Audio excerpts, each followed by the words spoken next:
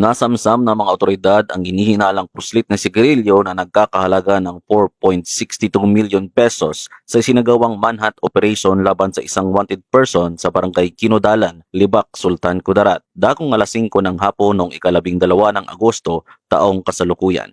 Isinagawa ng mga tauhan ng Libak Municipal Police Station katuwang ang iba pang police units ang operasyon laban sa isang alias Mike na may kinakaharap na kaso ng qualified theft. Pagdating ng operating team sa lugar, natuklasan ang dalawang abandonadong bukas na shanty house na naglalaman ng mga kahon ng hinihinalang puslit na sigarilyo. Nakumpiska sa lugar ang 88 cases ng Walton cigarettes na nagkakahalaga ng mahigit 3 million pesos at 20 cases ng Red President cigarettes na tinatayang nagkakahalaga ng mahigit 850,000 pesos. Umabot sa kabubuang 4,620,672 ang tinatayang halaga ng mga nakumpiskang produkto. Patuloy naman ang follow-up operation ng mga otoridad para sa pagkakaaresto sa wanted person na si alias Mike, habang ang mga nakumpiskang sigarilyo ay isinailalim sa kaukulang proseso at disposisyon ng mga kinauukulang ahensya. Mula dito sa Police Regional Office 12, ako ang inyong PNN correspondent, Police Corporal Jose Doliano III, alagad ng batas,